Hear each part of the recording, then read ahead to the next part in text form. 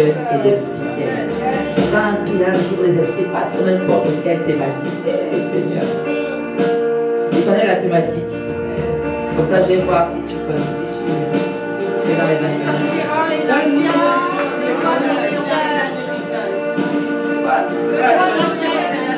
C'est quoi? De vous sortir en évasion. Parce que quand j'ai travaillé, toi. C'est ça. De vous sortir. Non, ça c'est la thématique de ta conférence. L'homme les nations. Qui veut les nations? Amen. Pourquoi tu te lèves la main là? Tu es des nôtres? Qui veut les nations? Est-ce que c'est pas une thématique extraordinaire? Ça c'est l'un de mes versets préférés dans la Bible. Là où Dieu, vous savez, non, il y a des versets comme ça qui sont des pépites. Là où Dieu lui-même te dit quelque chose, allez chercher. Je te donne un exercice. Va regarder dans la Bible chaque chose que Dieu te demande de lui donner. Et fais-en des sujets. C'est bon quand c'est Dieu lui-même qui te dit quelque chose. Comme Dieu te dit que apporte dans ma maison les dîmes et les offrandes. Quand Dieu se met, quand Dieu s'engage avec sa bouche, oh, le bac avec de tels versets sont puissants. Dieu dit, demande-moi les nations. Et non, qui veut les nations? Ah. Donc aujourd'hui, nous allons partager la pièce. Nous allons partager une thématique. Nous allons voir, je ne sais pas si j'aurai le temps, parce que vous ici c'est 1 heure. Moi je dis comme 1 heure, Seigneur. Pardon, assieds-toi. Assieds-toi et dis à ta voisine, elle va nous dire quoi en 1 heure. Qu'est-ce qu'on peut dire en 1 heure? J'ai écouté l'adoration, parce que tout ça, là, 1 heure c'est beaucoup, le temps déjà passé, Seigneur. Mais est-ce que j'ai dit au chant de s'asseoir? Je non, parce qu'en général, on te dira en 1 heure, je ne vais pas te me couler comme je le coulais, mais c'est pas grave. En général, j'adore quand je prêche. J'ai tendance à prendre des temps d'adoration, on verra comment le Seigneur va faire. Je répète, qui veut les nations? Amen. Alors écoute bien ce que j'ai partagé. Si je ne sais pas si j'aurai le temps de le couler complètement. Mais aujourd'hui, nous allons voir 3 attitudes à cultiver pour recevoir les nations. 3 attitudes, bien-aimés. Vous savez, les 21 jours, oh, est-ce que vous pouvez avoir la tablette? C'est marrant, je mets la tablette, s'il te plaît. Parce que c'est pas évident la tablette. Merci beaucoup. Nous sommes lancés dans un programme de 21 jours. 21 jours pendant lesquels toi et moi nous allons réclamer nos familles, nous allons réclamer nos collègues, nous allons réclamer nos vies, nous allons réclamer nos territoires, nous allons les réclamer pour les emmener à la conversion. Toi et moi nous avons 21 jours pour sortir de notre tendance à être des spectateurs, mais pour devenir de véritables acteurs, des personnes qui vont aller déclarer la parole de libération, de délivrance, de guérison dans les vies que les personnes, dans la vie des personnes que le Seigneur emmènera autour de nous. Tu as 21 jours, toi et moi nous avons 21 jours, bien-aimés, pour découvrir l'autorité que Dieu a mis à l'intérieur de nous. Parce que nous avons accepté le Seigneur. 21 jours où Dieu nous donne l'opportunité de nous lever comme des lions dans la nation, comme des lions dans la nation, et de défendre nos territoires, de défendre nos possessions. C'est ça que Dieu a dit.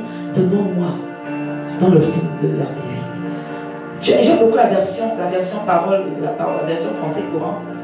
Oh, mais vraiment, ça.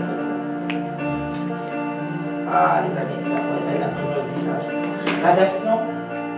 La version français courant qui dit: si tu me demandes toutes les nations, écoute bien, j'aime beaucoup cette version. Si tu me demandes toutes les nations, je te les donnerai en propriété. Ton domaine s'étendra jusqu'au bout du monde. Que quelqu'un dit demandons à Dieu. Dis demandons à Dieu. Il dit si. Il dit la seule condition pour que je te les donne, c'est que tu les demandes. Ça veut dire que ta responsabilité, c'est de demander. Et la responsabilité de Dieu, c'est de te les donner. Je répète. Dieu dit, si seulement tu penses à me demander les nations, et l'apôtre Ivan l'a dit dans sa vidéo pour le jeûne des prières, il a dit dans les nations, il y a tellement de choses. Mais Dieu te dit que si seulement tu décides pendant ces 21 jours de payer le prix pour me demander les nations, je te les donne. Ah non, Seigneur, merci. Père, nous venons dans le nom puissant de Jésus Au travers de ce message, illumine les yeux de nos cœurs afin de comprendre, Seigneur, ce que tu entends, Seigneur, par demander les nations, ce que tu attends de nous, Seigneur, nous qui devons te demander les nations.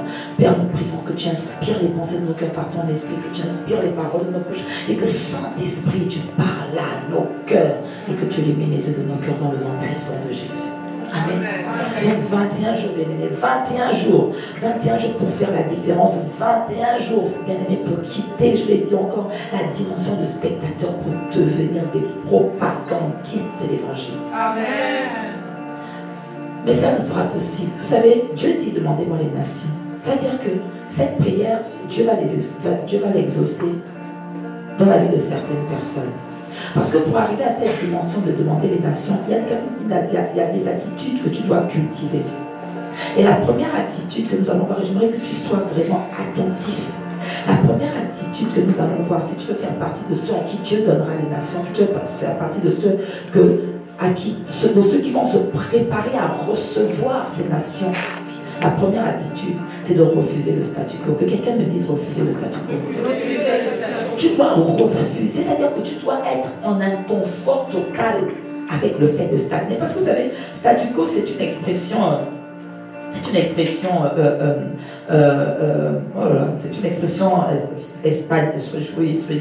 espagnole qui désigne une situation de stagnation, qui désigne une situation qui ne progresse pas. Donc tu comprends bien que si tu veux recevoir les nations, tu ne peux pas rester dans une zone de confort. On est d'accord avec ça, les amis. Il n'y a pas possibilité de rester dans une zone de confort si tu veux encaisser plus. Si tu veux encaisser plus, ça veut dire élargir l'espace d'attente. Élargir l'espace d'attente. Donc la première chose que je veux te faire comprendre, c'est que si tu veux être de ceux qui vont recevoir les nations, il faut que tu décides justement d'élargir l'espace de t'attente. Et le Dieu que nous prions n'est pas un Dieu de stagnation, non. Le Dieu que nous prions est un Dieu de transformation. La Bible nous dit dans le psaume, dans Romains 12, verset 2, la Bible nous exhorte de la façon suivante, Dieu dit, ne vous conformez pas au siècle présent, mais soyez transformés par le renouvellement de l'intelligence, afin que vous discerniez quelle est la volonté de Dieu, ce qui est bon, agréable et parfait. Ce texte nous montre clairement que Dieu n'attend pas de nous que nous restions au même niveau. Dieu n'attend pas de nous que nous restions au même niveau de connaissance, au même niveau de productivité, au même niveau de transformation. Dieu dit non, il y a quelque chose que j'envoie dans vos vies qui permet de faire en sorte que votre intelligence soit transformée, et c'est la parole de Dieu. Il dit, soyez transformés par le renouvellement de l'intelligence. Nous savons que le renouvellement de l'intelligence se fait par la parole de Dieu. C'est-à-dire que si ton intelligence est transformée, bien-aimé, c'est que ta vision est transformée. Et si ta vision est transformée, automatiquement ton comportement est transformé. Et si ton comportement est transformé, tu comprends que tu ne peux pas rester dans le statu quo. Ce qui veut dire que si tu n'es pas prêt à renouveler ton intelligence, c'est que tu n'es pas prêt à recevoir les nations. Et je prie dans le nom puissant de Jésus qu'au travers de la parole que tu as reçue depuis le début de l'année, que ton intelligence soit complètement transformée de sorte que tu te réajustes pour recevoir les nations. Il a dit, demande-moi. Demande par les nations. Dieu veut te les donner, bien aimé. Dieu veut déverser dans ta vie. Dieu veut te connecter à des personnes. Dieu veut te faire rencontrer des personnes. Dieu veut élargir l'espace de t'attente. Il faut que tu sois à l'aise avec ça. Mais pour cela, il faut que tu refuses. Il faut que tu refuses le contentement. Il faut que tu refuses, pas dans le contentement, la satisfaction. Il faut que tu refuses le statu quo. Aujourd'hui, peut-être que, là je vois, ICC Temple, c'est combien de personnes à peu près par culte. Peut-être que tu es à l'aise avec le fait que bon, on est dans cette petite église, ICC Temple, on se connaît tous, parce que là je suppose que vous connaissez tous, on a nos temps de communion fraternelle, on a nos petites habitudes. C'est une bonne chose. Mais ce n'est pas tout ce que Dieu a tout demandé. Dieu veut que ICC Temple aille beaucoup plus loin. Je répète encore, le statu quo peut être confortable un certain temps, mais le statu quo est certainement un frein à l'avancement de ce que Dieu veut faire pour toi, à la manifestation de ce que Dieu veut faire pour toi. Donc oui, on peut être content d'être dans cette église, mais la réalité c'est qu'aujourd'hui vous avez deux cultes. Pourquoi? Parce que c'est pas tout ce que Dieu veut. Dieu veut qu'on partisse dans un... Dieu veut, et l'apôtre Ivan l'a dit, il faut qu'on ait des centres apostoliques dans toutes les villes. Il faut qu'on ait des centres apostoliques. Mais il n'y a pas de centre apostolique s'il n'y a pas de nation qui arrive. C'est pour ça qu'il dit, ICC Temple, demande-moi les nations. Dis à ton voisin, demandons les nations. Tu dois refuser de te satisfaire du statu quo. Peut-être que même dans ton travail, que bon, je gagne pas mal ma vie, je suis cadre, j'ai 3 000 euros, même 4 000 euros, c'est bien. Mais ce n'est pas du tout là où Dieu veut t'emmener. Peut-être qu'à l'intérieur de toi, Dieu veut créer, au travers de toi, Dieu veut créer des entreprises pour que les nations soient bénies au-delà de toi. Donc tu comprends que le statu quo, tu te dis, bon, moi ma vie me convient, mais en réalité, il y a beaucoup plus que toi, il y a beaucoup plus que ça à l'intérieur de toi.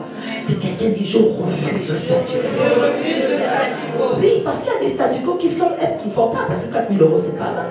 Mais est-ce que toi, mais tu ne sais même pas, toi, tu te dis 4 000 euros, c'est bon, alors que tu ne sais même pas qu'au-delà de toi, il y a plus de 4 000 euros. 4 000 euros, c'est ce que tu devras dépenser par jour pour faire du bien aux gens.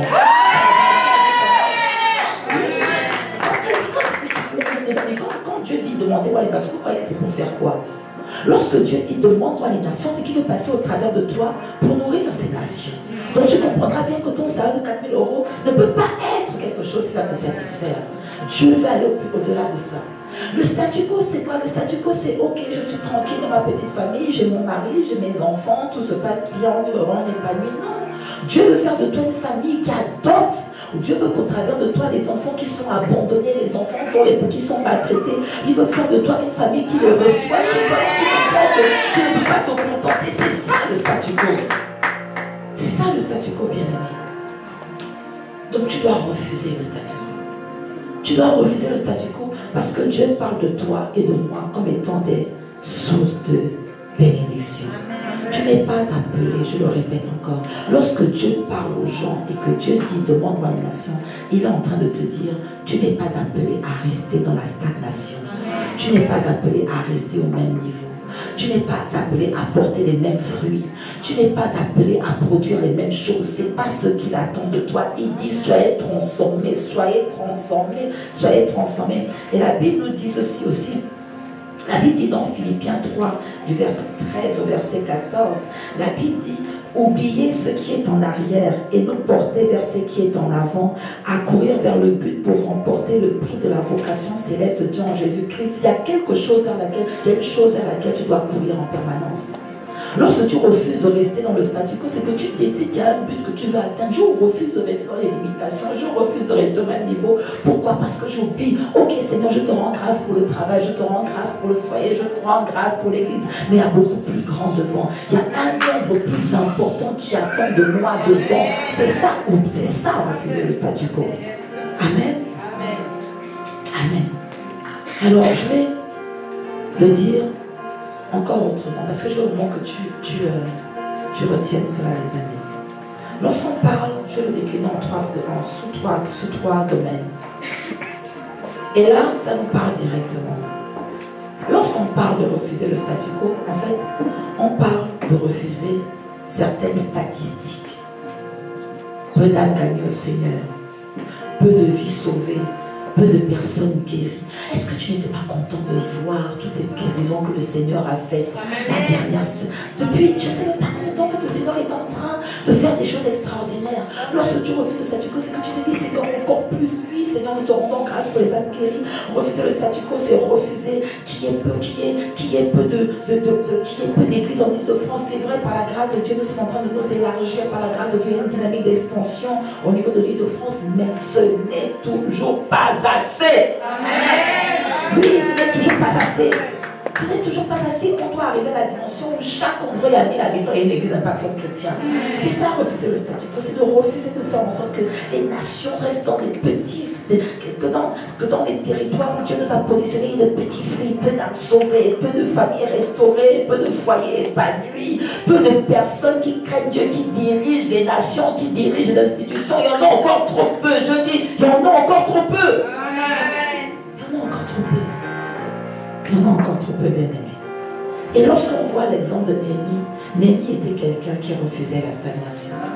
Néhémie était quelqu'un qui avait refusé le statu quo. Néhémie aurait pu rester auprès du roi Assyrus, il aurait pu rester auprès de son roi en disant bon, moi je reste là, ça me va bien, je sers le vin à la table du roi, ça me convient. Non. Néhémie a décidé, parce qu'il a vu la ruine de sa nation, il a vu que quelque chose n'allait pas dans son pays, comme toi et moi, lorsque nous regardons dans les territoires où Dieu nous a positionnés, bien aimés, il y a trop de choses autour de nous qui nous montrent qu'il est temps qu'on réclame les nations à Dieu. Il y a trop de choses autour de nous qui nous montrent qu'il est temps qu'on élargisse l'espace de notre tente. Il y a trop de choses autour de nous qui nous montrent qu'il est temps que l'on refuse de rester justement dans notre zone de confort. Et Néhémie l'a compris. Néhémie a résolu d'aller rebâtir les murailles. Pourquoi? Parce qu'il avait compris que les murailles étaient un signe de protection pour sa vie. Il avait compris que s'il n'allait pas rebâtir les murs de Jérusalem, la ville de Jérusalem était exposée à l'agression extérieure. Et c'est exactement l'attitude que Dieu... À qui est-ce que Dieu va donner les nations? À ceux qui décident de protéger ces nations. Et c'est ce que Jérémie a fait. Jérémie a payé le prix. Il a demandé la permission malgré le fait qu'il y avait des oppositions. Il a dit, j'irai rebâtir les murs de Jérusalem. Est-ce que toi et moi on peut se décider de dire, Seigneur, compte sur moi pour rebâtir les murs des nations. Compte sur moi pour établir ce rempart de protection. Compte sur moi pour être de ceux, Seigneur, qui vont aller prendre soin de ces âmes, de sorte qu'il y ait beaucoup plus d'âmes qui soient sauvées. Compte sur moi, Seigneur. Seigneur, compte sur moi, Seigneur, pour refuser qu'il y ait des ruines dans la nation dans laquelle tu m'as positionné. C'est ça, refuser le statu quo, bien aimé. Refuser le statu quo, c'est de refuser de regarder comment les jeunes sont en train de se droguer à l'extérieur, comment est-ce que la perversion est en train de gagner les jeunes, comment est-ce que les jeunes se rendront dans l'impudicité chronique. C'est ça, refuser le statu quo. C'est ça, refuser de voir la ruine dans les nations. C'est ça, c'est à ces personnes-là que Dieu va donner les nations, bien aimé. C'est à ces personnes-là. Refuser le statu quo, c'est quoi? C'est refuser de vivre pour soi. Oui. Refuser le statu quo, c'est de refuser de se dire, comme je l'ai dit, ma petite vie me suffit. La reine Esther était auprès du roi. Elle aurait pu décider, mais pourquoi est-ce que je donnerais ma vie pour un peuple juif alors que moi j'ai déjà la bonne position? Vous en connaissez, vous, des gens qui étaient en galère avec vous et quand ils sont arrivés à des postes de responsabilité, c'est à peine s'ils vous disent bonjour. Que quelqu'un dit aïe aïe aïe. Bon, que ton cœur ne soit pas dit, il ne faut pas dire. Non, que l'amertume ne soit pas trop dans ton cœur. Mais les amis, c'était le cas d'Esther. Elle était aussi esclave, comme son peuple était. Elle a juste eu la grâce d'avoir été repérée par sa beauté, comme tu auras la grâce d'être repérée par tes dons et tes talents. Parce que c'était une grâce que Dieu lui avait donnée. Elle a eu la grâce d'avoir été repérée par sa beauté et de sortir de la misère et de l'esclavage de son peuple pour aller être une des concubines du roi. C'était un positionnement. Amen. Amen. Mais vous savez, refuser le statu quo, c'est aussi ça, c'est de se dire, c'est refuser de se dire, moi je suis bien et les autres tant pis. Refuser le statu quo, c'est de refuser de ne vivre que pour soi. C'est refuser, c'est de se dire, Seigneur, tu m'as béni. Tu m'as positionné dans des endroits stratégiques. C'est travailler de faire en sorte que les personnes qui étaient là où j'étais, je puisse aussi les tirer vers le haut. Que je puisse aussi les emmener à être là où tu m'as conduit par ta grâce. Refuser de vivre pour soi, c'est de décider de faire en sorte que, Seigneur, ce par quoi tu as permis que je puisse passer, que tu m'as permis de vaincre, que je prenne aussi d'autres personnes et que je les emmène à vaincre aussi ces choses-là. Refuser de vivre pour soi, c'est de refuser de faire en sorte que, Seigneur, tout est pour moi et rien pour les autres. Refuser de vivre pour soi, c'était d'être une sorte de répartiteur comment dire ça, quelqu'un qui partage ses grâces, les grâces et les opportunités qu'il a. Amen. Refuser de vivre pour soi, c'est d'accepter de payer le prix de sa vie pour que d'autres personnes aient la vie. Et l'apôtre Ivan me dit souvent que le prix d'une vie, c'est une vie. Oui. Parce que ta vie a du prix, mais elle a du prix, pourquoi? Parce qu'au travers de ta vie, d'autres vies doivent sortir. Refuser le statu quo, c'est ça, c'est de se dire, ma vie doit compter pour d'autres vies. Et Esther avait dit, ma vie doit compter, la position. Là, et c'est pour ça que Mardochée a dit à Esther que tu ne sais pas que c'est pour un temps comme celui-ci que Dieu t'a emmené là. C'est ça, refuser de vivre pour soi. Refuser de vivre pour soi, refuser le statu quo, quand on parle de refuser le statu quo dans ce domaine-là, c'est de se dire, le positionnement, la connaissance, les connexions que j'ai aujourd'hui doivent servir au plus grand. au salut du plus grand nombre, à la délivrance du plus grand nombre, à la guérison du plus grand nombre, au relèvement du plus grand nombre, au positionnement du plus grand nombre. Du plus grand nombre. C'est à ces gens-là que Dieu donnera le salut, que Dieu donnera les nations. Je le répète, il a dit, demande-moi les nations. Mais à qui Dieu va demander les nations? Refuser le statu quo, c'est aussi refuser de garder ses dons et ses talents pour soi. Ah non, là, il faut que tu l'entendes. Refuser le statu quo, c'est de refuser de garder en fuite les dons et les talents que Dieu a mis en toi et qui peuvent sauver d'autres. Bien aimé, imaginons toi et moi, imaginons un seul instant que les apôtres avaient décidé qu'après le départ de Jésus, chacun repart à sa vie. Ok, Pierre repart en tant que pécheur, comment ça s'appelle oui, Pierre était pécheur. Qui était médecin là? Luc repart en tant que médecin. Chacun refait sa vie. Non. Non. C'est ça, refuser le statu quo. C'est de se dire, nous avons été pendant 3 ans au pied du maître. Nous avons vu comment le maître fonctionnait. Nous avons vu comment il opérait les miracles. Nous avons vu comment il opérait des guérisons, des délivrances. Refuser de garder les dons et les talents que Dieu a mis au-dedans de toi, c'est de décider de mettre en pratique ce que tu as entendu, ce que tu as vu, ce qui a été démontré devant ta face. Bien aimé, vous savez, je dis souvent que la Bible dit qu'il sera beaucoup demandé à ceux qui ont beaucoup reçu. Nous étions très chaud connectés au programme de l'archbishop. Tu as reçu la grâce. C'est-à-dire que tu n'as plus le droit de voir un malade et de rester la bouche fermée. Non. Refuser le statu quo, c'est de refuser de garder les grâces que Dieu a mis en toi, la capacité de guérir, de délivrer, d'exhorter, de consoler, de relever. Les dons spirituels, le don de sagesse, le don de connaissance, le don de parole de connaissance, le don de guérison. Toutes ces choses ont été communiquées par toutes ces paroles, par toutes ces impactations, par toutes ces impositions de main. C'est ça, refuser le statu quo. C'est de se dire, Seigneur, je ne me comporte plus comme avant. C'est à ces gens-là que Dieu donnera les nations. Ceux qui vont décider d'aller de ville en ville, de lieu en lieu, comme Jésus le faisait, imposer les mains aux malades. Refuser le statu quo, c'est de refuser de dire, Seigneur, tu as de la capacité de conseiller quelqu'un. Je vais, par la grâce de Dieu, par l'inspiration de ton esprit, apporter une parole de sagesse. C'est ce que les apôtres ont fait. Amen. Ils ont refusé de repartir à leur ancienne vie. Tu ne peux plus, bien aimé, avec tout ce que tu as entendu depuis le début de l'année, tu ne peux plus te comporter comme quelqu'un qui n'a pas reçu. C'est pas possible en fait. Sinon, ça veut dire que tu ne refuses pas le statu quo. Je le répète, la première attitude que tu dois cultiver, si tu veux faire partie de ceux à qui Dieu donne les nations, c'est de refuser de garder, de rester dans le statu quo. Non, tu ne peux plus vivre comme avant, sinon on a un problème. Tu ne peux plus être métro, boulot, dodo, c'est plus possible. Enfin, on sera d'accord, les amis. Tu ne peux plus te contenter de peu, tu ne peux plus, tu as trop vu. Pas entendu seulement, tu as vu. Amen. Ce que tu es capable de faire au travers d'un homme qui décide de payer le prix. Amen. Tu as vu.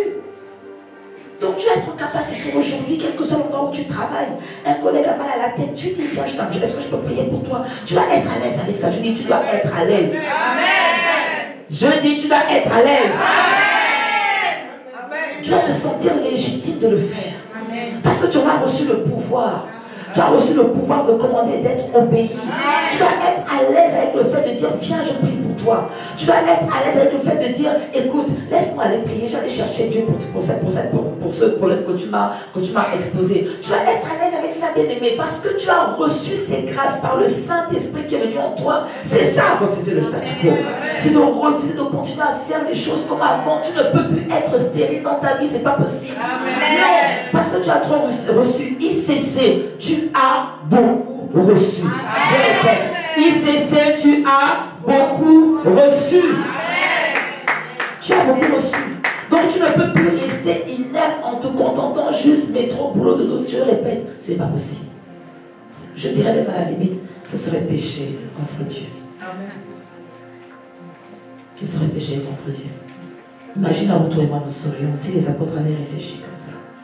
Si les apôtres n'avaient pas décidé de se déployer, de faire leur part, comme il était demandé à toi et à moi de faire notre part. Que quelqu'un me dise, je refuse le statu quo. Je refuse le statu quo. Parce que je veux recevoir les nations. Bien aimé. Et comme l'a dit l'apôtre, il va dans les nations, il y a tellement de choses. Et je crois que par la grâce de Dieu, pendant le séminaire, vraiment le Seigneur va encore nous expliquer ça en profondeur. Amen. Amen. Amen. Amen. La deuxième attitude,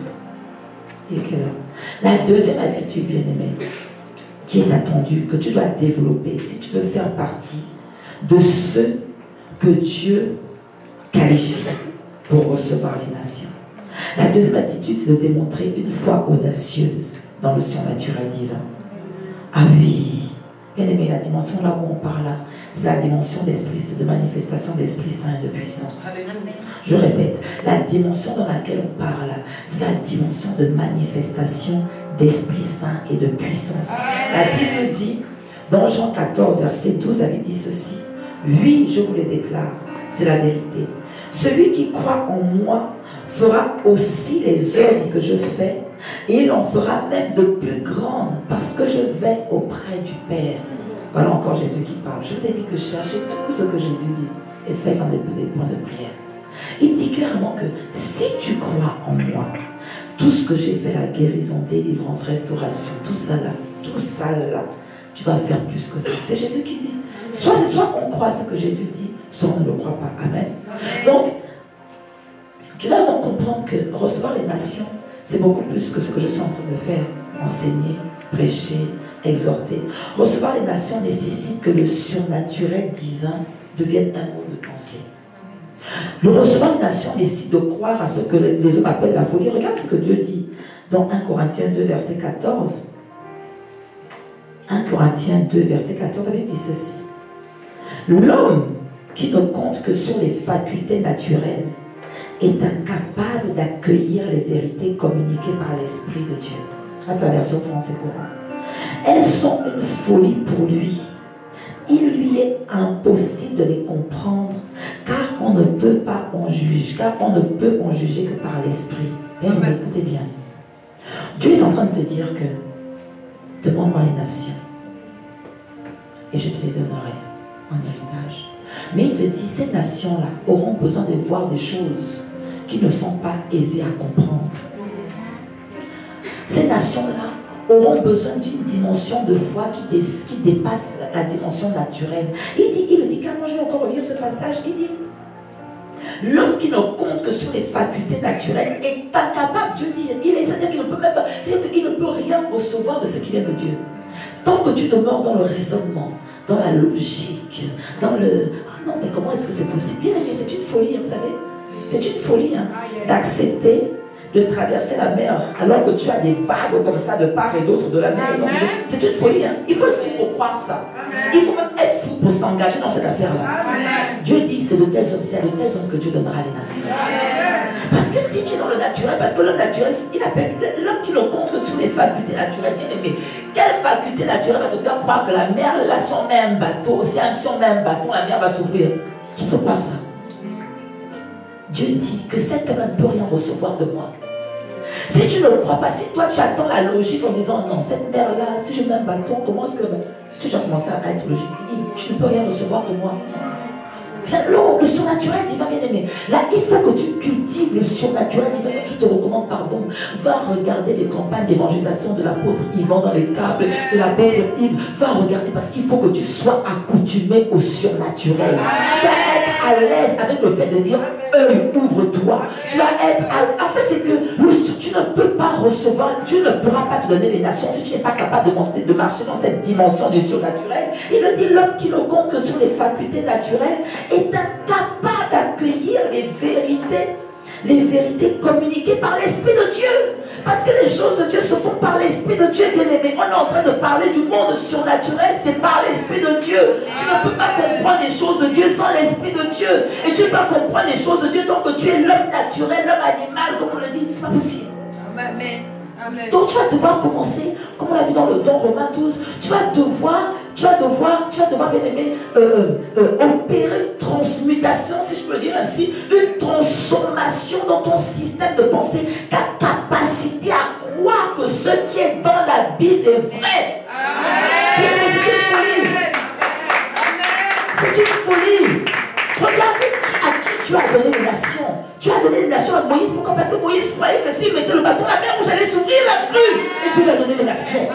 Bien aimé, à qui tu as donné les nations? C'est une folie de croire à l'âge de 17 ans que tu es capable d'aller vaincre un géant avec une fronde et une pierre. C'est une folie. Et c'est à lui que tu as donné croire que tu peux juste marcher sur l'eau parce que Jésus te dit de venir. Pierre a marché sur l'eau. Je dis, c'est une folie de le croire. Et c'est à lui que Dieu a donné les nations. Bien aimé, c'est une folie de croire. Je dis, c'est une folie de croire que... Bien aimé, c'est une folie de croire que une maladie de perte de sang, depuis 12 ans, 12 ans, tu crois que si seulement je touche le pan de son vêtement, je serai guéri. Je dis, c'est une folie de le croire. Et cette femme-là, on en parle encore jusqu'à aujourd'hui. C'est une folie, c'est à ceux-là que Dieu donne les nations. Bien aimé, c'est une folie de croire que je suis vierge à cause de la parole d'un ange. Et bien, je vais enfanter le Messie. C'est une folie de le croire. Et cette femme, on en parle encore. Bien aimé, la dimension des nations nécessite que tu aies une foi audacieuse dans le surnaturel divin. C'est une folie de le croire, c'est une folie. Dieu dit dans ce passage, il dit, l'homme qui ne compte que sur les facultés naturelles est incapable d'accueillir les vérités communiquées par l'Esprit de Dieu. Elles sont une folie pour lui. Elles sont une folie. Dieu dit que pour ces gens-là, ces choses-là sont une folie. Il est impossible de les comprendre. Parce qu'en réalité, c'est par l'Esprit qu'on saisit ces choses-là. C'est par l'Esprit que l'on saisit, bien aimé. C'est une folie de croire que parce que tu vas prendre 5 pains et 2 poissons et tu vas rendre grâce 4000 personnes, 4000 hommes sans compter les hommes et les femmes. C'est une folie de le croire. Je dis c'est une folie. La dimension des nations nécessite que tu sois fou. Oui. La dimension des nations nécessite que tu dis, Seigneur, moi je crois. Je crois, Seigneur, que si on me dit que quelqu'un est malade, je crois que, Seigneur, même par téléphone, tu lui imposes, et même moi je déclare parole, elle se réveille. Je crois. C'est une folie. Bien aimé, c'est une folie de s'engager dans des campagnes de guérison. Tel que l'on voit l'apôtre, il va parcourir les cas, on a les témoignages, on voit, c'est une folie de croire. Si on prend le cas de Pasteur Mohamed, lorsqu'il a fait une Centrafrique, bien aimé, c'est une folie de croire que tu vas pouvoir organiser une telle campagne qui coûte des millions d'euros, alors que des millions de francs CFA, alors que tu n'as rien. Bien aimé, c'est une folie de croire que tu vas ériger un centre de conférence comme la Cité Royale, alors que tu n'as même pas, qui coûte des centaines de millions d'euros, alors que tu n'as aucun pays, aucun État qui te donne une... C'est une folie. C'est une folie. Le surnaturel divin nécessite que tu ne réagisses pas, que tu ne réfléchisses pas sur la base de tes cinq sens. C'est une folie. Et c'est à ceux-là que Dieu donnera les nations.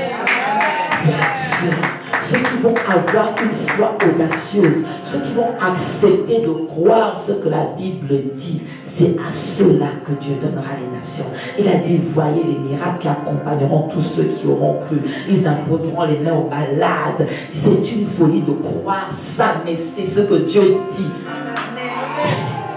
Cultive la foi audacieuse dans le surnaturel divin. Il faut que tu cultives, tu décides de dire, Seigneur, même si les hommes disent que je suis fou, tant que toi tu me dis que je suis dans la vérité, tant que toi tu me dis, il fallait croire, il fallait avoir vu ça dans l'esprit. Il dit, c'est par l'esprit qu'on juge. Le projet de la Cité Royale, mais il fallait le voir dans l'esprit. Comment est-ce que quelqu'un peut se décider à ériger un tel... Seigneur, on va faire ça comment? C'est une folie aux yeux de Dieu. Mais regardez ce que Dieu a fait. Regardez ce que Dieu a fait. Regardez ce que Dieu a fait. Ça veut dire quoi?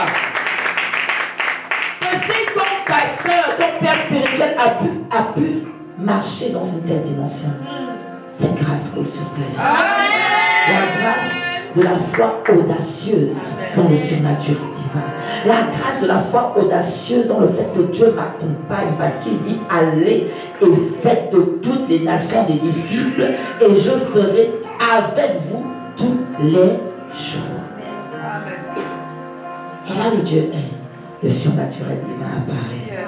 Que quelqu'un dise amen. Bien aimé, je pourrais citer tellement d'exemples de folie. Mais la réalité est quoi? C'est que Dieu veut nous voir être résolus à rentrer dans cette dimension, à sortir des raisonnements, des analyses, de je peux, c'est possible. Non, la Bible dit que rien n'est impossible à celui qui croit. Je répète, rien n'est impossible à celui qui croit. Rien. Tu as dit rien. Amen. On t'a mis ça comme je peux pas.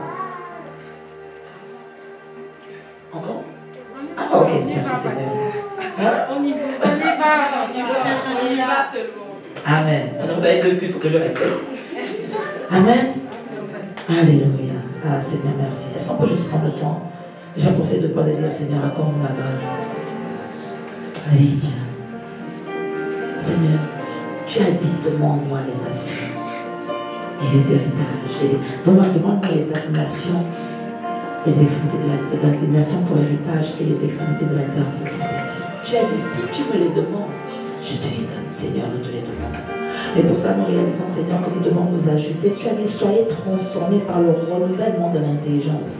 Seigneur, renouvelle notre intelligence afin que nous comprenions, Seigneur, l'attitude, que nous puissions nous ajuster pour cultiver, Seigneur, les bonnes attitudes dans le nom de Jésus.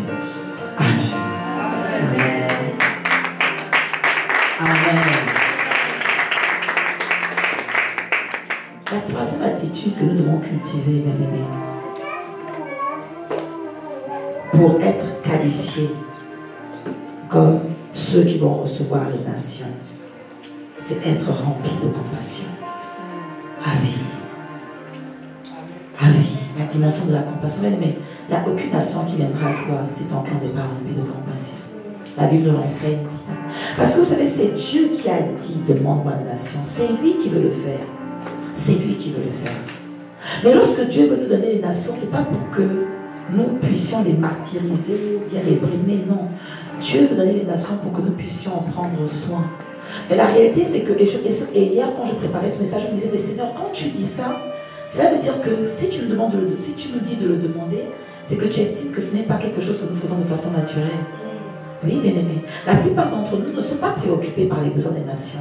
La plupart d'entre nous sommes préoccupés par nos propres besoins, notre travail, notre mariage, notre santé, notre. Mais Dieu dit, il y a beaucoup plus que toi. Et moi, je réponds parce que je me dis, mais Seigneur, si tu me demandes d'être un canal, c'est que forcément, le canal ne peut pas bénir s'il n'est pas béni. On est d'accord, les amis? Comment veux-tu être un canal de bénédiction si toi tu n'es pas béni? Dieu te dit, il y a beaucoup plus que toi au-dessus. C'est pour ça qu'il te dit que demande-moi. Demande-moi. Et donc, ça veut dire par là que la miséricorde et l'amour de Dieu pour l'humanité est si grande que, au-delà de nos manquements, au-delà de nos imperfections, je dirais de notre désobéissance chronique, soyons sincères, Dieu attend quand même qu'il y ait quelqu'un dans le monde qui décide de payer le prix pour toi et pour moi. Et Dieu attend que toi et moi, nous sommes dessus aussi, qui décide de payer le prix pour les autres. Mais pour ça, les amis, vous savez, pour demander les nations, il faut une attitude de cœur particulière. Il faut la compassion. Ah oui. Il faut qu'on soit sincère, bien-aimés. Je crois que la plupart d'entre nous ici, nous pouvons compter le nombre de jours où nous avons pris des jours de jeûne et prière pour les autres. Pour les autres. Pour les guerres en Ukraine, en Congo. Non, bien, il faut qu'on soit sincère. Et c'est pour ça qu'il dit, change. Dis à ton voisin, change. Dis, change. Change. Parce que je le répète encore, dans la nation, il y a ton frère, il y a ta famille, il y a tes collègues. Dieu te dit, change. Commence un peu à payer le prix pour les autres. Mais pour ça, il faut la compassion, bien-aimée. Et vous savez, la compassion, c'est pas juste le fait de... C'est pas juste un sentiment d'empathie, je ressens la douleur des autres, non. La compassion, c'est une dimension supérieure, c'est ce sentiment de... C'est ce désir profond, au-delà d'aimer les gens, c'est ce désir profond qui te pousse à vouloir être une solution, à vouloir chercher des solutions. C'est ça que la compassion révèle. La compassion ne se contente pas de juste se dire, oh là là, les gens souffrent. Non, la compassion observe, analyse et trouve des solutions. Amen. Pose des actions. Et c'est ça que Dieu veut attendre de nous en fait. Dieu donnera des nations à ceux qui vont observer les situations et décider d'être des solutionneurs de problèmes. Et Jésus l'a fait tout au long de la Bible. Je dis Jésus l'a fait tant de fois, les amis, qu'on ne peut pas se permettre. C'est notre exemple par excellence. La compassion, c'est de dire, Seigneur, parce que oui, quand on voit des situations difficiles, bien aimé, il nous arrive d'avoir mal au cœur, même de pleurer. Mais Dieu te dit, au-delà de pleurer, Et vous avez, je pense que chacun de nous se souvient du témoignage de l'apôtre Ivan. Il l'a encore fait récemment, quand il fallait lancer les églises à Pâques sans chrétien. Il était ému de compassion quand il voyait les églises francophones. Il a pleuré devant le Seigneur. Mais Seigneur, mais pourquoi tu nous as oubliés? Tu nous as oubliés. Bien aimé, il aurait pu juste avoir crié à Dieu comme ça. Mais Dieu dit non, va au-delà. Va au-delà. Va créer l'association. La compassion t'oblige, bien aimé, pas seulement à crier à Dieu, mais à poser des actions. Regardez ce que Dieu dit dans Matthieu 9, verset 36 à 38. Matthieu 9, verset 36 à 38. Nous allons lire quelques exemples de comment Jésus a agi chaque fois que son cœur a été rempli de compassion. La Bible dit, voyant la foule, il fut ému de compassion pour elle. Écoutez un peu pourquoi il était ému de compassion. Parce qu'il y a des circonstances, bien aimées. Je prie que le Seigneur nous ouvre les yeux. Amen. Tu dois apprendre à regarder le monde avec les yeux de Dieu. La compassion, c'est ça. C'est de regarder le monde avec les yeux de Dieu. Regardez, il dit, voyons la foule. C'est-à-dire que Jésus n'a pas juste regardé des gens. Il a vu dans leur vie, il a vu dans leur cœur. Il dit, voyons la foule, il fut ému de compassion pour elle. Pourquoi il était ému de compassion? Parce qu'elle languissait, parce qu'elle était languissante et abattue. Bien aimé, combien de fois ton cœur a été ému de compassion parce que j'avais les gens dans la souffrance? Il dit, son cœur était rempli de compassion. Pourquoi? Parce qu'il a vu une foule languissante et abattue, une foule dans la détresse. Pourquoi? Comme des brebis qui n'ont point de berger. Jésus a vu me dire, mais Seigneur, regardez, qui va les conduire? Qui va les conduire? Qui va les conduire? Qui va conduire ce peuple? Qui va conduire ce peuple? Il dit, et son cœur était rempli de compassion. Puis Seigneur, je prie dans le nom puissant de Jésus. Seigneur, remplis notre cœur de compassion. Remplis nos cœurs de compassion. Remplis nos cœurs de sang que nous ne sommes plus insensibles. Mais la compassion t'empêche d'être insensible. La compassion t'empêche d'être insensible. Alors il dit à ses disciples, la moisson est grande, mais il y a peu d'ouvriers. Priez donc le maître de la moisson d'envoyer des ouvriers dans sa moisson. Il dit, regarde toutes ces brebis-là, je ne peux pas tout faire. Il faut des gens qui sont occupés d'aimer. L'apôtre Ivan soupire après des personnes qui décident d'ouvrir leur maison pour être des bergers de maison, pour être des pilotes, pour être des copilotes, pour être des faiseurs des disciples, parce qu'il y a un peuple nombreux dehors qui languit, qui est abattu parce qu'il n'y a personne pour les conduire. Bien aimé, ça, c'est ces personnes-là que Dieu va envoyer des nations. Des personnes qui vont décider d'être ses bergers. Jésus a dit, priez le maître de la moisson. Jésus ne s'est pas juste contenté d'être ému de compassion. Il a donné la solution. La solution, c'est quoi? Il faut qu'il y ait des bergers. Il faut qu'il y ait plus de bergers. Il faut qu'il y ait plus de pilotes. Il faut qu'il y ait plus de leaders. Il faut qu'il y ait plus de piliers. Il faut qu'il y ait plus de pasteurs. Il faut qu'il y ait plus de formateurs. Il faut qu'il y ait plus d'accompagnants. Il faut qu'il y ait plus. Il faut qu'il y ait plus de personnes qui se lèvent pour prendre soin des brebis. Il faut. Amen. Le cœur de compassion, c'est comme ça qu'il te fait agir. Tu regardes, tu dis, mais Seigneur, je ne peux pas tout gérer. Il faut qu'on prie Dieu pour qu'il y ait plus de personnes qui se lèvent pour décider de prendre soin des gens. La compassion te pousse à chercher la solution. Elle dit à ses disciples, non, prions le maître de la moisson.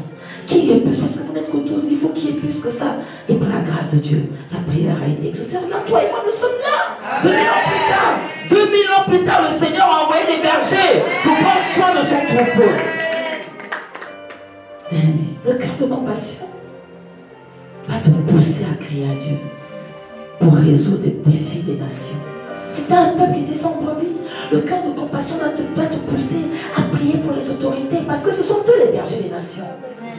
À prier pour que Dieu mette des gens qui ont leur cœur, à crier à Dieu lorsque tu vois la guerre au Congo, lorsque tu vois la guerre en Afrique, lorsque tu vois tous ces pays qui sont en guerre. Le cœur de compassion ne peut pas rester insensible. Tu dois pouvoir pratiquer comme ce que l'apôtre Ivan appelle la genuflexion. Tu dois pouvoir crier à Dieu pour dire, Seigneur, envoie les bergers dans tel pays, envoie les bons dirigeants, Seigneur, envoie les bons dirigeants, Seigneur, enlève les méchants, fais tomber les méchants, renverse les méchants. C'est ça, quelqu'un qui a le cœur de compassion et quelqu'un qui est un intercesseur.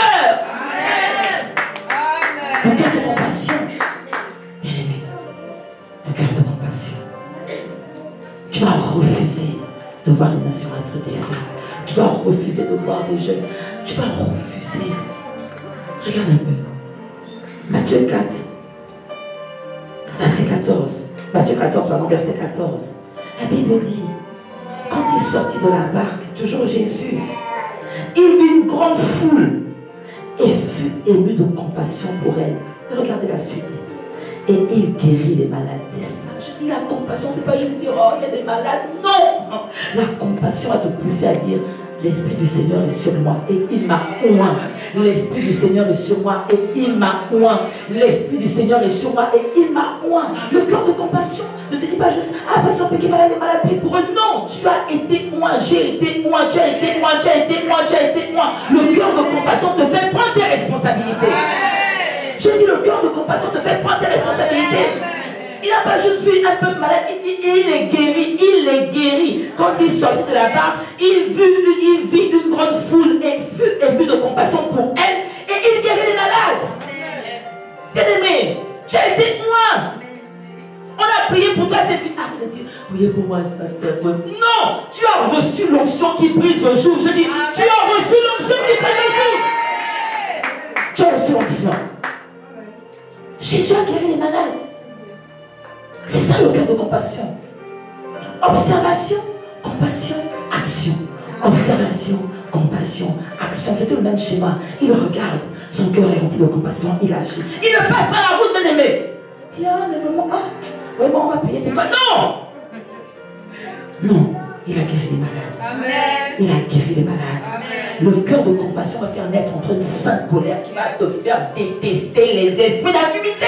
Tu vas refuser de laisser quelqu'un sous l'emprise d'un esprit d'infimité. Le cœur de compassion amène une sainte colère qui te dit, Seigneur, non, fais quelque chose au travers de moi. C'est pas faire quelque chose par le pasteur, non, parce que ça n'a rien à voir avec le titre, ça a à voir avec la compassion. Amen. Ça a à voir avec la compassion, bien-aimé. Avec la compassion, aimer les gens, aimer. C'est à eux là que Dieu donnera les nations, les gens qui aiment les gens. Pour aimer les gens, tu dois aimer les gens. Je dis, tu dois aimer les gens. Amen. Tu dois aimer les gens. Amen. Tu vas vouloir voir les gens épanouis. Tu vas vouloir voir les gens progresser dans leur grâce. Tu vas vouloir voir les gens croître en grâce, en stature et en sagesse. Tu dois vouloir voir les gens être déployés. Tu dois aimer les gens.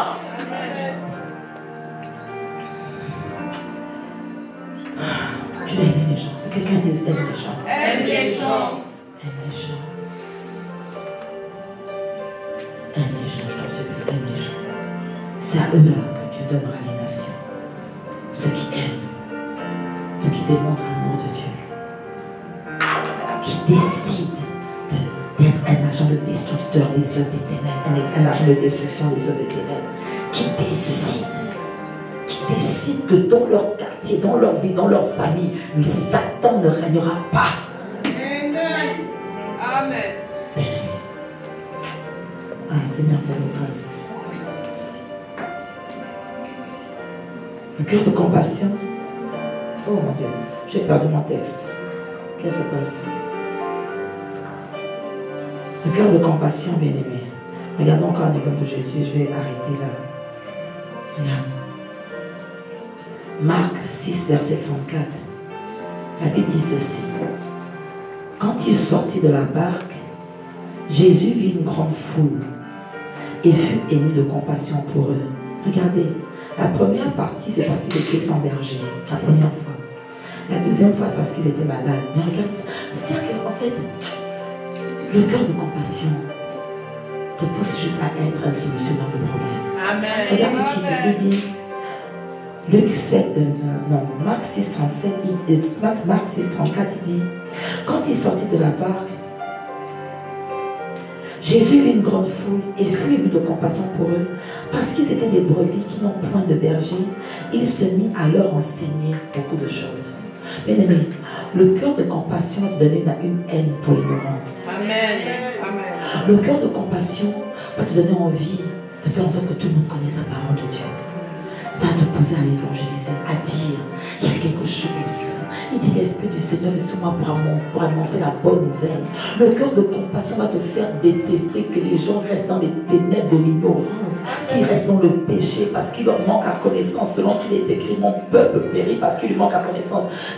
Dans ce passage, Dieu a vu un peuple qui n'était pas enseigné, Un peuple qui n'était pas nourri, bien aimé. C'est à ces gens-là que Dieu donnera les nations. À ceux qui vont essayer de payer le prix d'ingurgiter les livres de l'apôtre Ivan pour aller faire des combats, pour aller faire des camps. Et pour ça, tu n'as pas besoin d'être un pasteur, tu as juste besoin d'avoir le cœur de compassion. Tu prends le livre sur le mariage, tu as des jeunes soeurs dans ta famille, tu prends le livre sur le mariage, tu les fais asseoir. Elles sont 5, elles sont 6. Vous allez sortir des ténèbres de l'ignorance pour ne pas avoir à subir des divorces. Tu prends le livre, tu l'avales, tu avales, et tu vas le recracher. Tu n'as pas besoin d'être pasteur pour ça. Tu as juste besoin d'avoir un cœur de compassion. Tu as juste besoin d'avoir un cœur de compassion. Amen. L'apôtre va déjà te parler. Allez enseigner, avaler le rouleau, lisez les livres de l'apôtre, allez parler de l'évangile au travers de ces livres. Allez dire combien Dieu aime le mariage. Allez dire pourquoi est-ce que le mariage a été fait. Allez parler des forteresses. Allez, bien aimé, le cœur de compassion a horreur de l'ignorance. Le cœur de compassion, ça te pousse à payer le prix.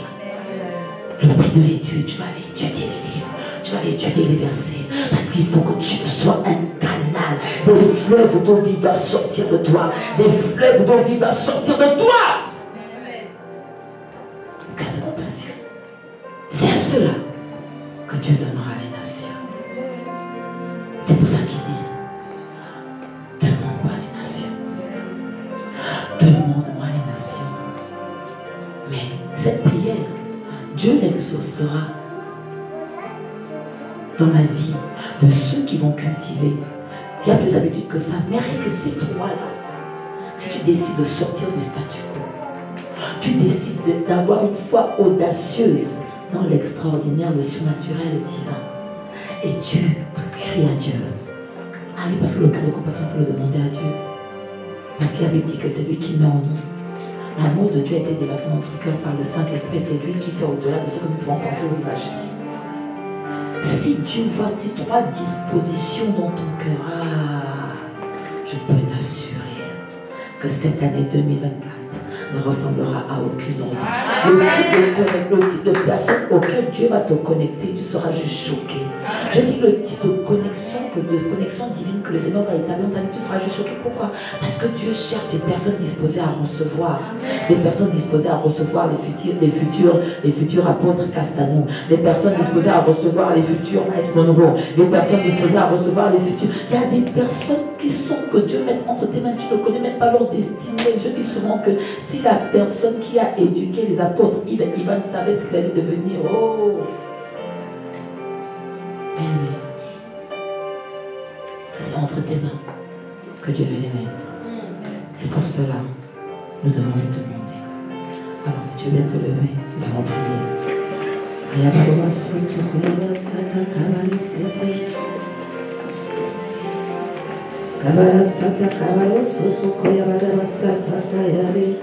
Commence là où tu es, justement.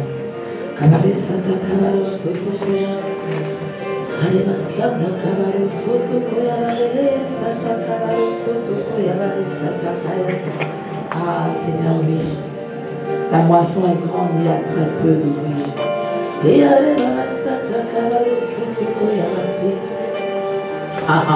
Et Jésus a dit, allons prier le maître de la moisson, qu'il envoie les ouvriers dans sa moisson.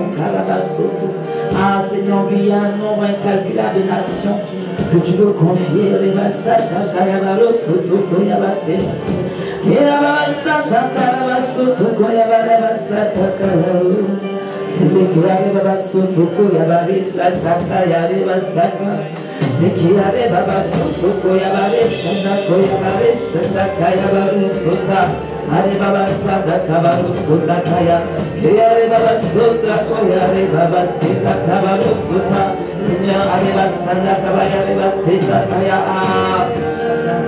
tu as dit demande-moi.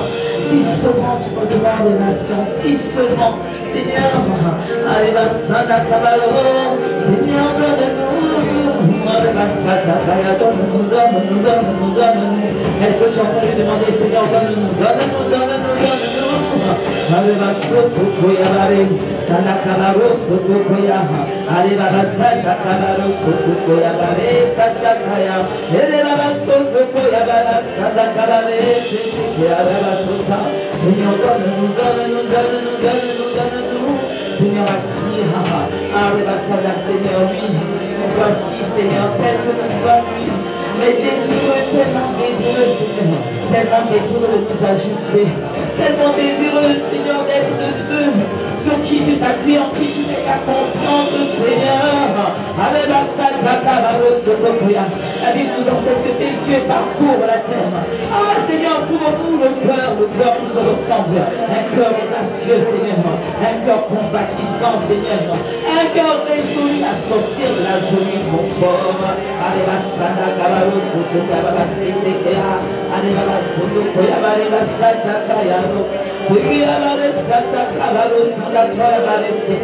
Ah, Seigneur, est-ce que tu as connu, Seigneur, donne-moi ce cœur, donne-moi ce cœur, donne-moi ce cœur rempli d'amour.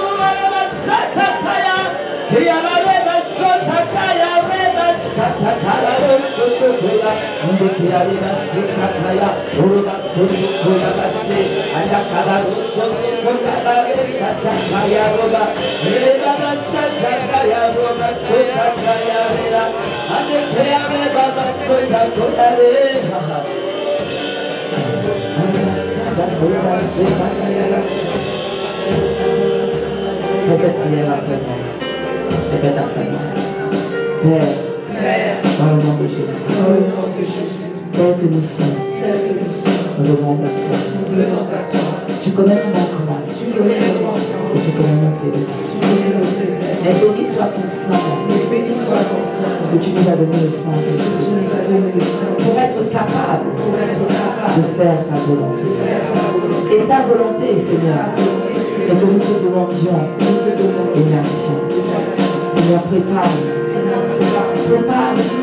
à être ces personnes à qui tu confies les nations qui soupirent après toi. Selon qu'il est écrit, la création attend avec un ardent désir la révélation des fils. Seigneur, que nous serons ces fils dont le cœur est rempli de compassion. Que nous serons ces fils dont le cœur est rempli d'une foi audacieuse. Que nous serons ces fils dont le cœur a horreur de la stagnation. Seigneur, accorde la grâce de cultiver ces trois attitudes qui nous qualifient pour recevoir les nations. Seigneur, nous voici. Dis me voici. Seigneur, nous voici. Seigneur, entends ce peuple qui élève la voix vers toi, vers exauce les cieux. Alors que nous élevons la voix pour le Seigneur, localise. Seigneur, permets par ton Saint-Esprit que nous puissions nous ajuster. Permets par ton Saint-Esprit que nous puissions travailler sur nous-mêmes, Seigneur, afin de permettre que tu es apte à prendre soin de tes brebis. La moisson est grande.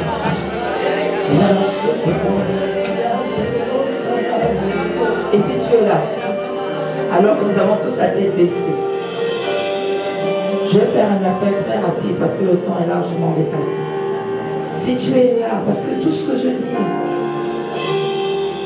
pour être qualifié pour recevoir les nations, il faut avoir fait un pas, la réconciliation avec Dieu. Pour être qualifié, pour être ce par qui Dieu passe, pour bénir des multitudes tout en nous bénissant nous-mêmes, il faut que tu aies fait la paix avec Dieu. Alors si tu es là,